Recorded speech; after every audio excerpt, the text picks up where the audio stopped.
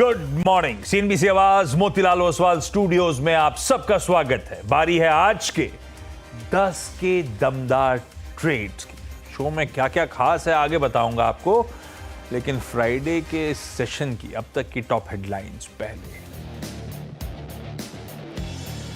बाजार में आज तूफानी तेजी। 17 दिसंबर के बाद पहली बार निफ्टी निकला 24,500 के पार। रिलायंस और दिग्गज बैंकों ने भरा जोश। बैंक निफ्टी भी 450 पॉइंट से ज्यादा दौड़ा। मिड कैप्स भी मजबूत।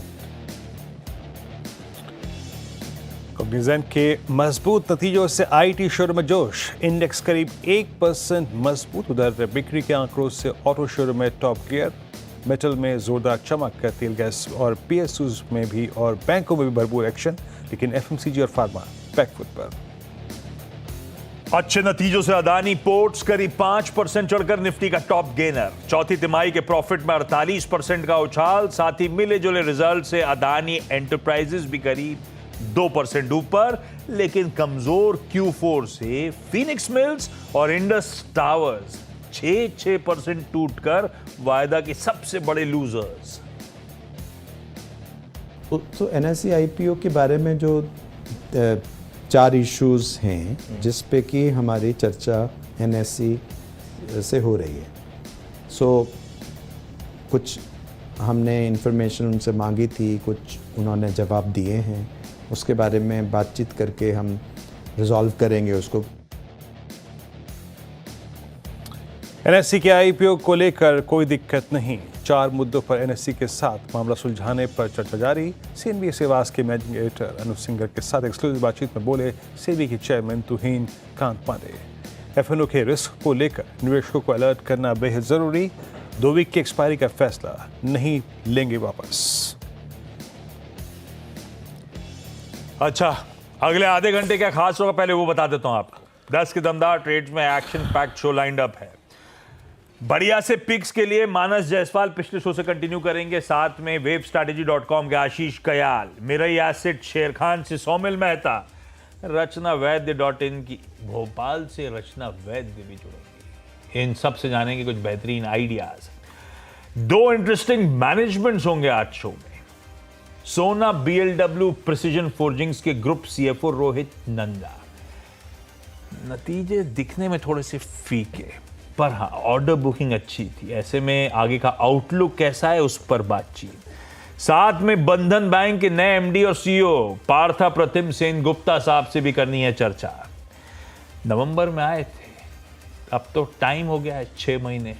कैसे असेस करा बैंक के हालात, किस तरह से बैंक के धंधे को रीजिक करेंगे ताकि बंधन बैंक अपनी दिक्कतों से बाहर निकल पाए, इस पे पार्था सर से आगे चर्चा। लेकिन पहले जरा अब तक के मार्केट की चाल दिखा देता हूं आपको। बढ़िया है, निफ्टी इन ग्रीन 1/4%। पहले तो फ्लैट खुला था, 1/4% उछाल। उसके बाद अब धीरे धीरे स्क्रीन पे अब तक तो कह सकता हूं बढ़िया ट्रेंडिंग डे। 1% मजबूती के साथ 570 के जेविन्स। तो हम जो सुबह चर्चा कर रहे थे, अभी आऊंगा वीरू से स्ट्रैटेजी में, इंपॉर्टेंट रेजिस्टेंस बैंड उन सबको पार करने की तैयारी में बैठा हुआ निफ्टी 50। जरा प्लीज क्विकली हीट मैप वगैरह ऐसे करके सुबह जैसे दिखाते हैं वैसे दिखाइएगा तो ज्यादा क्विकली हो जाएगा। ये निफ्टी की चाल थी। बैंक सपोर्टिव है, बैंक्स और फाइनेंशियल्स। फ्राइडे के ट्रेडिंग सेशन में, सॉरी छुट्टी का लौट का तो गड़बड़ हो जाता है सारा। वेडनेसडे के ट्रेडिंग सेशन में बैंक निफ्टी 0.5%। बैंक्स और फाइनेंशियल्स बैकफुट पे थे। बैंक्स आज गजब मूव, बल्कि जो वेडनेसडे की दिक्कत थी उससे उभरते हुए, बढ़िया तरीके से उभरते हुए 3/4 से 1% मजबूत। आईटी मेरे ख्याल से नैस्डैक का बढ़िया हैंडओवर होगा। कुछ हद तक कॉग्निजेंट के नंबर्स होंगे। सब मिला मिलू के 1.25% उछाल के साथ निफ्टी आईटी, ये 2 इंपॉर्टेंट पिलर्स बहुत बढ़िया कामकाज करते हो। और एक और अच्छी चीज हो रही है, धीरे धीरे करके ब्रेथ कन्विंसिंगली एडवांसेस के फेवर में जाती हुई। 2:1 का रेशियो है। जितने शेयर ट्रेड हो रहे हैं 2/3 अब इन ग्रीन ट्रेड करते हुए आपको नजर आएंगे। निफ्टी 50 का हीट मैप भी स्क्रीन पर आ जाएगा। खैर वो नजर डालते रहिएगा उस पर आप लोग। वीरू, अपन जो इंपॉर्टेंट थ्रेशोल्ड्स की बात कर रहे थे, 534 था अपना रेजिस्टेंस बैंड 2 का अपर चैनल, उसको ब्रीच करता हुआ 225 पॉइंट। अच्छा सेशन बन रहा है ये सैंडविच छुट्टियों के बीच वाला जो फ्राइडे खड़ा है। अब तक के मार्केट्स की रीडिंग और जो R1 R2 दोनों को ब्रीच करके निफ्टी खड़ा हुआ है, उसको कैसे रीड करूं? आशीष, क्या कहता था मैंने आपसे, अगर 534 निकला तो एक स्विंग कहां तक आएगा? 589 तक इंट्राडे हाई है, एग्जैक्टली 589 ही इंट्राडे हाई है। निफ्टी वहाँ तक गया।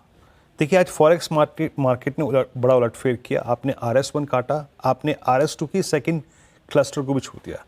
अब एक इन प्रिंसिपल बात सोचिएगा, मैं हमेशा कहता हूँ कि on any given day if we bisect third collider zone, पहला कॉलाइटर क्या था 24,400, दूसरा क्या था 24,500 और तीसरा क्या है 24,600। डायरेक्टर साहब ये लिख दीजिएगा एक जगह कि अगर अब हम 24,890 और 605 बाइसेक्ट कर गए तो आशीष इनडिस्क्रिमिनेट प्रॉफिट, ये शॉर्ट कवरिंग, अदरवाइज अपने प्रॉफिट्स को आप यहाँ पे बुक भी कर सकते हैं, क्योंकि मेरा कमेंट्री का लास्ट पॉइंट था आशीष 589 और वही हाई है 589। शॉर्ट कवरिंग का थ्रस्ट आपको यहाँ तक ले आया, लेकिन कंप्लीट शॉर्ट कवरिंग के जोन में आप तब जाएंगे जब आप 605 को बाइसेक्ट कर देंगे, अदरवाइज आप इस प्राइस पे प्रॉफिट भी बुक कर सकते हैं। Now let's wait for 605 to be crossed. Ashish लीजिए भाई साहब, गजब जो डिफाइंड मार्कर्स थे वैसे ही हर रेजिस्टेंस को पार करके एक स्प्रिंग एक्शन निफ्टी में आपकी स्क्रीन पे और सारे इवेंचुअल टारगेट्स को भी हासिल करता हुआ जो आज सुबह मॉर्निंग कॉल से कमेंट्री में बातचीत हो रही है। चलिए अब कुछ बेहतरीन पिक्स और एक्सपर्ट से मूड माहौल का जायजा ले लिया जाए। रचना जी, क्या हालचाल भोपाल के? जी बिल्कुल, सब ठीक ठाक है और मार्केट में भी ठीक ठाक है और भोपाल में भी ठीक ठाक है। रचना जी, आज के प्रेफर्ड पिक्स कौन से, क्या लेकर आए हो हमारे लिए? जी, आज के प्रेफर्ड पिक्स में वैसे तो we could be spoiled for choices, लेकिन फिर भी at this point in time अगर एक काउंटर की बात करें तो that would be HDFC bank. HDFC bank पे फ्यूचर्स पे 1950 पे हम बैठे हुए हैं और यहाँ पे रेजिस्टेंस अभी काफी दूर है, तो इंट्राडे के हिसाब से अगर इसमें टारगेट रखा जाए तो 1965 का रख सकते हैं ऑन फ्यूचर्स, तो करीब करीब 15 रुपए की अपसाइड पॉसिबल है और ऐसे होना चाहिए उसके लिए 1944 के करीब। और उसके अलावा जो सेकंड काउंटर मैं सजेस्ट करना चाहूंगी दैट वुड बी CDSL में हम 1294 के आसपास है फ्यूचर्स में। यहाँ पे अगर हम 1285 को as a stop loss sustain कर जाए तो हमारा टारगेट हो सकता है यहाँ पे 1305। Okay, CDSL complete science of short covering, ये वो स्पेस है जो कि वेडनेसडे को थोड़ा प्रॉफिट टेकिंग में चली गई थी, शॉर्टिंग विटनेस कर रही थी। आशीष जी गुड मॉर्निंग, आपका ट्रेड, आपके ट्रेड इनफैक्ट इस वक्त के दो। Good morning. देखिए ओवरऑल बाजार काफी स्ट्रॉन्ग ब्रेकआउट के कगार पे, मेरे ख्याल से निफ्टी यहाँ से 24,728 जा सकता है, जो कि एक गेन लेवल है और ऐसा होता है तो इसमें जो आउट परफॉर्मिंग स्टॉक्स है वो कंटिन्यूड रह सकते हैं। पहला जो स्टॉक है वो है MCX, यहाँ पे बहुत अच्छा ब्रेकआउट आता हुआ नजर आ रहा है और साथ ही में वॉल्यूम्स मॉर्निंग में काफी अच्छे हुए, तो MCX पे बाय की राय होगी। यहाँ पर स्टॉप लॉस लगाना होगा 6120 का और टारगेट देख सकते हैं 6650 लेवल्स के। दूसरा जो स्टॉक बाई साइड पे है वो है इंडियन ऑयल कॉर्पोरेशन IOC। आज के दिन में हम देख सकते हैं बहुत स्ट्रॉन्ग ब्रेकआउट आ रहा है, काफी समय के बाद में स्टॉक में हलचल होती हुई नजर आ रही है और इसने एक अब जो इंपॉर्टेंट रेजिस्टेंस था, जो एक नेकलाइन था 140 का, वो भी ब्रेक कर दिया है। तो यहाँ पर पैटर्न टारगेट जो आता है वो है अराउंड 150 का ऊपर में और स्टॉप लॉस लगाना होगा 138 लेवल्स का। MCX और IOC दोनों में खरीदारी करने का काल। सौमिल के पास चला जाए, कैसा लग रहा है इंडिया में वापस आके? सौमिल, मजा आ रहा है नहीं आ रहा है? डेफिनेटली मजा आ रहा है। Food is been great. पहली बात तो यही होती है कि खाना सही होना चाहिए। खाना खाने में तो अभी तक मजा आ रहा है, 6-8 महीने हो गए तो उसमें मजा ले रहा हूँ। मार्केट भी अच्छा ही कर रहा है, जब से आया हूँ तब से बॉटम हो गई है तो ऊपर चल रहा है, बेस्ट है। चलिए, आप ही का इंतजार कर रही थी मतलब मार्केट भी। सौमिल, आज के प्रेफर्ड पिक्स कौन से? पहला पिक होगा कैनरा बैंक पे, बैंकिंग अच्छा लग रहा है। ऑयल एंड गैस भी एक्चुअली अच्छा लग रहा है, लेकिन कैनरा बैंक मुझे लगता है कि बहुत ही अच्छा शार्प मूव ऊपर की तरफ दिखा सकता है। एक कंसोलिडेशन है जो ऊपर की तरफ एक्सपेक्ट कर रहा हूं कि टूटेगा।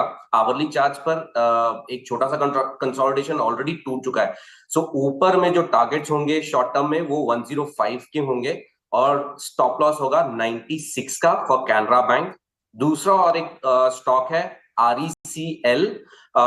ये स्टॉक में भी सेम कंसोलिडेशन है, momentum indicators fresh sell side पर आए हैं, कुछ समय से कंसोलिडेशन हो रहा था, अब मुझे लगता है कि वो ऊपर की तरफ टूटेगा। स्टॉप लॉस 420 का और टारगेट होगा 450 का।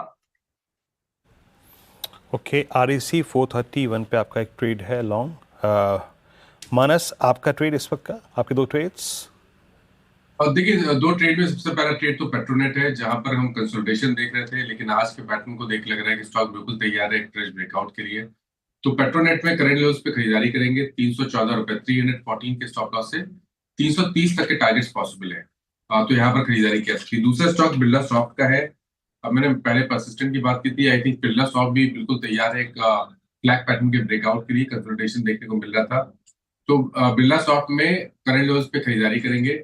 स्टॉप लॉस लगाएंगे 394 के और टारगेट सेट करेंगे 425।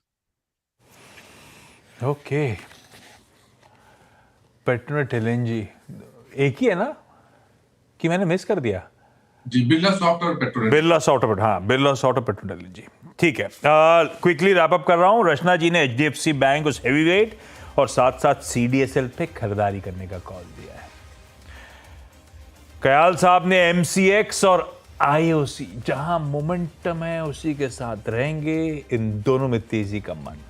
सौमिल कह रहे हैं कैनरा बैंक और REC, तो बैंक्स और फाइनेंशियल्स का पूरा तड़का यहां पे भी, दोनों में खरीदारी करने का कॉल। और मानस कह रहे हैं पेट्रोनेट LNG और साथ साथ बिरला सॉफ्ट रखिए अपने रेडार पे। ये हो गए 10 के बढ़िया दमदार ट्रेड्स। एक छोटा सा कमर्शियल ब्रेक के उस पर जब लौट के आऊंगा तो बंधन बैंक के MD और CEO पार्थ सेनगुप्ता सर जुड़ चुके। पार्थ सर, हाय, गुड मॉर्निंग। बस आ रहा हूं एक छोटे से ब्रेक के उस पर आपसे बातचीत करने।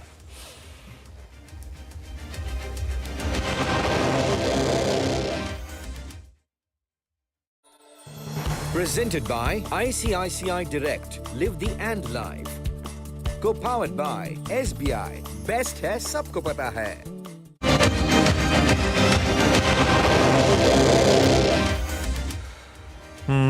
बंधन बैंक नतीजे आए थे जिस पर अपन रिएक्ट कर रहे हैं, वो रिजल्ट स्क्रीन पर आएंगे। स्टॉक का मूवमेंट भी स्क्रीन पर रखिएगा। आज का रिजल्ट रिएक्शन आपकी स्क्रीन पे फ्लैट है, आधे % के हल्के दबाव के साथ, लेकिन जब बैंक्स आउट परफॉर्म कर रहे हैं उस दिन आधे %, 3-4% दबाव के साथ ट्रेड करता हुआ।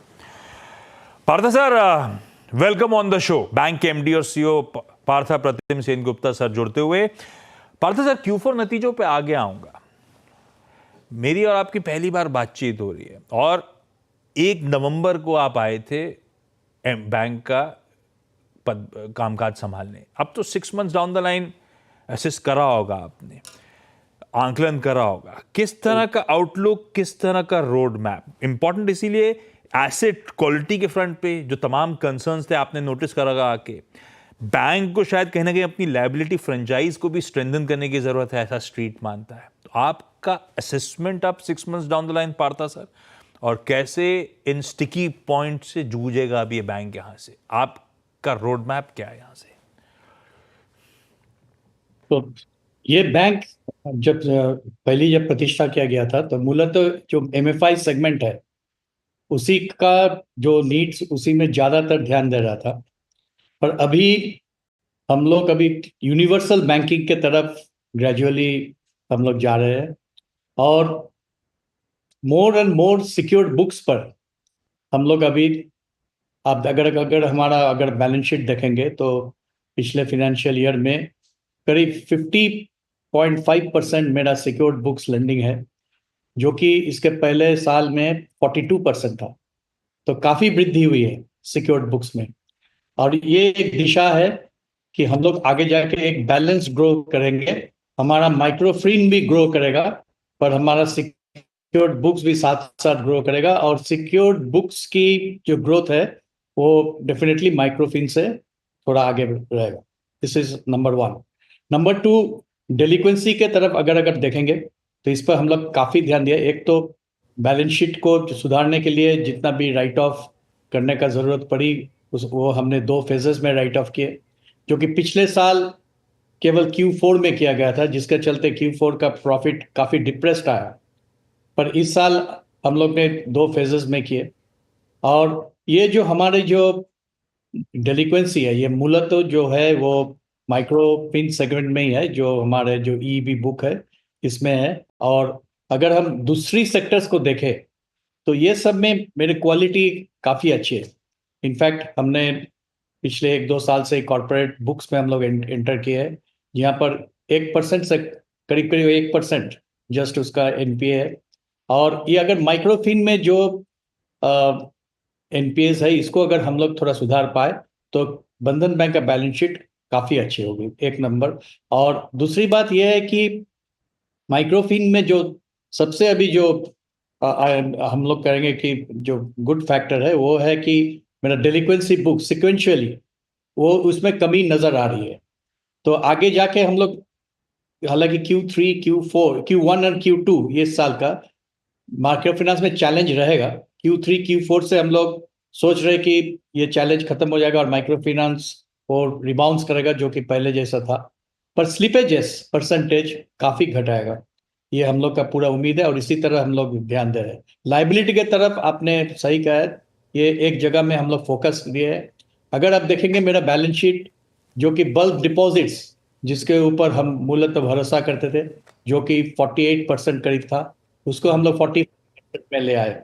और so and it will continue. हमारा जो बल्क डिपॉजिट्स है वो आगे जाके हमने जो गाइडेंस रखे है दैट। हाँ बोलिए। आपने सही कहा था, माइक्रो फाइनेंस इशू है। तो ये माइक्रो फाइनेंस का एमएफआई स्पेस का स्ट्रेस कब तक रिड्यूस होगा सर? हमारी लीगेसी है माइक्रो फाइनेंस, यूनिवर्सल बैंक उसके बाद बने, तो कुछ बैग एंड बैगेज हम वहाँ से कैरी कर रहे हैं। ये क्या यहाँ से जब आप एक बिजनेस ट्रांसफॉर्मेशन इंजीनियर करना चाह रहे हो तो एमएफआई में ये होगा कि कोशिश होगी कि तवज्जो कम रखा जाए, अपने आप को डाइवर्सिफाई करा जाए, एग्रेसिवली करा जाए, और दूसरा ये जो जोग्राफिकल हमारा प्रेजेंस कुछ स्पेसिफिक डिपेंडेंस पॉकेट्स पे ज़्यादा है रह के उसके चलते हमेशा अर्निंग्स की वॉलेटिलिटी बहुत ज़्यादा देखने को मिलती है। तो ये क्या एग्रेसिवली यूनिवर्सल बैंक की अब कोशिश होगी अपने आप को जोग्राफिकली ज़्यादा बेहतर स्प्रेड करा जाए?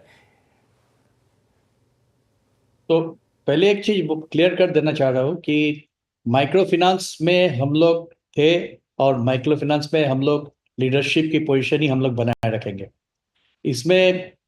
लेकिन साथ साथ हमने दूसरा सिक्योर्ड बुक्स में भी हम लोग ग्रो करेंगे। तो ऐसा नहीं है कि हम माइक्रो फाइनेंस को बहुत एग्रेसिवली घटा के हम दूसरे सेक्टर को में एग्रेसिवली हम लोग इन्वेस्ट करेंगे या दूसरे सेक्टर में क्रेडिट देंगे काफ़ी ज़्यादा फॉर द डे। हम लोग एक बैलेंस्ड अप्रोच लिया है, एक ग्लाइड पाथ लिया है।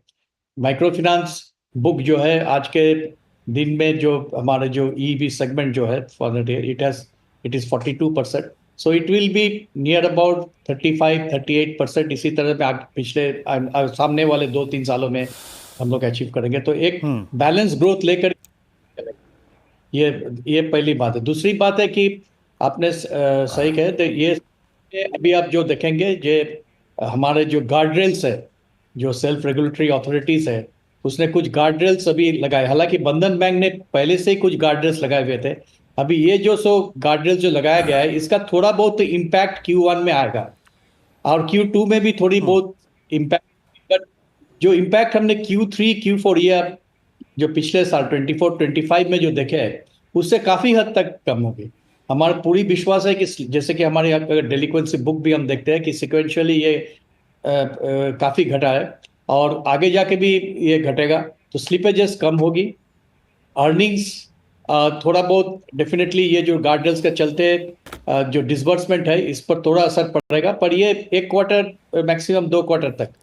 सो Q3, Q4 में हम लोग उम्मीद कर रहे हैं कि अपने जिस जगह में था in terms of Neem, in terms of जिसको हम लोग बोलते हैं कि एसेट क्वालिटी, ये they will again come back. तो वो लोग उसी जगह में वो लोग आ जाएंगे और ओवरऑल ये हमारी जो एसेट बुक क्वालिटी इसमें काफ़ी सुधार होगी। जो एनपीए जो परसेंटेज जो है वो भी हम लोग उम्मीद करते हैं कि हम लोग करीब 0.8 to 4% इसी के बीच में हम लोग रख पाएंगे।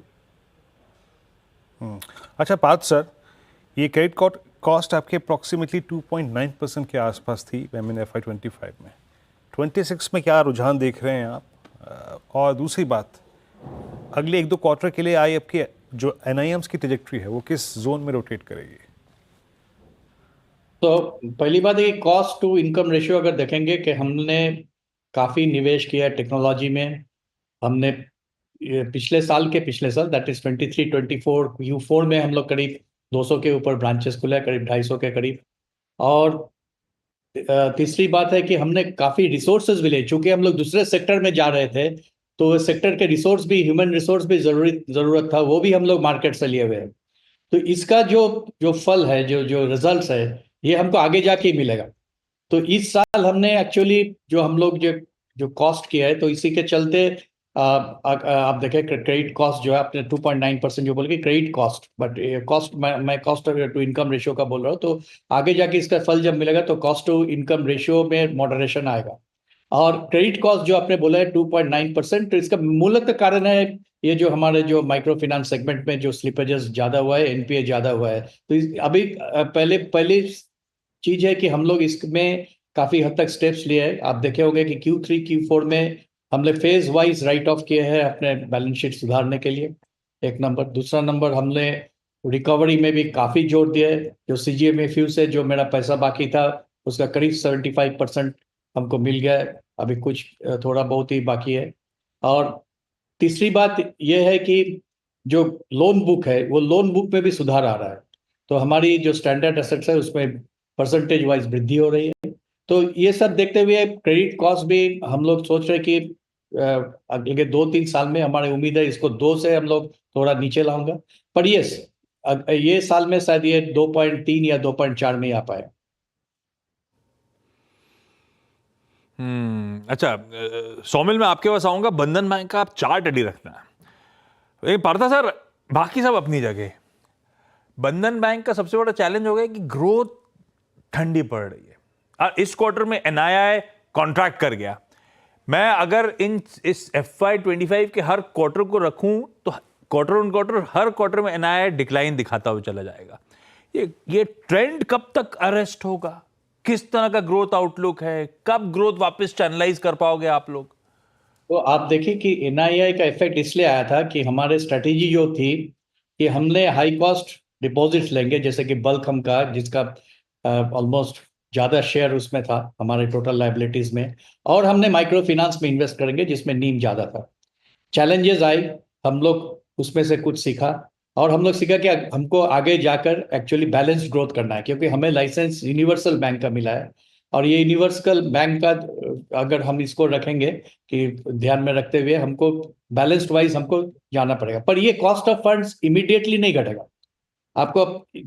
हमारे जो अभी जो इम्पैक्ट जो हुआ है, बिकॉज रिपो रेट अभी जो घटा है, इसका हम लोग इमीडिएट ट्रांसमिशन कर दिया है। पर मेरा एक ही प्लस पॉइंट है कि मेरा 55% बुक्स फिक्स रेट में है, ओनली 45% बुक्स जो है वो रिपो लिंक्ड और MCLR लिंक्ड है। तो इसीलिए इसका असर पूरा नहीं आएगा। पर साथ साथ हमने, अगर आप देखेंगे कि लास्ट 2 एल्को में हमने अपना डिपॉजिट रेट्स पे भी कुछ सुधार लाई है, और इसका हमको इफेक्ट Q2 Q3 के बाद ही हमको मिलेगा।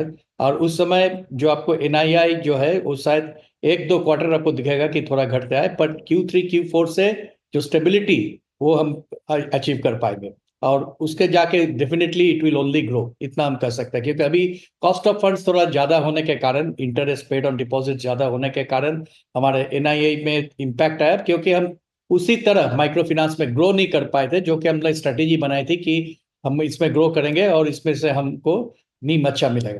तो अभी हमने स्ट्रेटेजी थोड़ा, आप देखे कि हम लोग थोड़ा बदल दिया है। हम लोग एक बैलेंस्ड अप्रोच में ग्रो कर रहे हैं, और उसी के स्थिति में हमने अपने जो कॉस्ट ऑफ फंड्स है उसमें भी हमने सुधार लाए हैं इंटरेस्ट रेट्स में, और उसका इफेक्ट हमको Q3 ऑनवर्ड्स मिला। Partha sir, thank you so much जुड़ने के लिए, डिटेल में बातचीत करने के लिए। थोड़ा सा पस्त उस दिन जब निफ्टी बैंक 500 पॉइंट उछाल दिखाता हुआ। कुछ कंसर्न्स हैं, इस समय मामला ठंडा है, नतीजों में इंटरनल थोड़े से वीक थे, उसी का खामियाजा स्टॉक भुगतता हुआ। लेकिन सौमिल, चार्ट्स पे प्लेसमेंट कैसा? गिरा नहीं आज ये स्टॉक, हायर लेवल्स पे कंसोलिडेट ही कर रहा है रीसेंट चलने के बाद। मीडियम टर्म की बात करते हैं। In the medium term outlook अगर आप देखें तो लो टॉप लो बॉटम फॉर्मेशन है। अगर आप मंथली चार्ट देखें, वीकली चार्ट देखें, वो continuously every time 200 daily moving average पर रेजिस्टेंस लेके हर बार प्रीवियस स्विंग हाई जो प्रीवियस मंथ में बनाया होगा या प्रीवियस वीक में बनाया होगा वो तोड़ देता है नीचे की तरफ। एंड अगर आप देखें तो प्रीवियस जो रैली नीचे की तरफ शुरू हुई थी वो 223 का टॉप बना के नीचे की तरफ लो 127 का बनाया। अब ये पूरे के पूरे फॉल का फिर से 50% रिट्रेसमेंट करके ये इस समय एक नेगेटिव वीकली क्लोज देने के ऑलमोस्ट आसपास ही है। जो बाउंस हमने देखा वो पूरा एक करेक्टिव बाउंस है, it's not a impulsive bounce. तो अगर यहां से अगर negative close, weekly negative close आ जाता है तो मुझे लगता है कि ये फिर से एक नीचे की तरफ रैली शुरू करेगा। इस समय 200 डेली मूविंग एवरेज के नीचे, एक्सपोनेंशियल मूविंग एवरेज के नीचे ट्रेड कर रहा है और मेरे को लगता है कि अगर ये 156 के नीचे क्लोज दे देता है, 166 154 के नीचे अगर क्लोज दे देता है तो ये फिर से नए लोज रिटेस्ट कर सकता है। जो प्रीवियस लोज थे 128 के आसपास के वो आ सकते हैं। स्वामी शुक्रिया आपका इस पूरी बातचीत के लिए। निफ्टी ऑलमोस्ट उस 24,589 के 89 को प्रिसाइज को हिट करके थोड़ा सा बैकवर्ड पे आ गया। याद रखिएगा हमने वहाँ पे एक रीजनेबल जोन में प्रॉफिट बुक किया।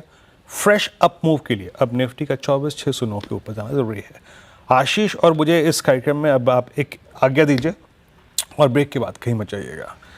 ब्रेक के बाद CNBC आवाज़ पर से एक खास इंटरव्यू, जी हाँ, CNBC आवाज़ के मैनेजिंग एडिटर अनुज सिंघल का सेबी प्रमुख के साथ एक खास इंटरव्यू सभी मुद्दों पे, SME पर, FNO पर, एक्सपायरीज पर, NSE के IPOs पर खुल के उन्होंने अपनी बात रखी है बेबाक तरीके से। तो छोटे से ब्रेक के बाद इस इंटरव्यू में शिरकत करते हैं और सुनिए खास इंटरव्यू।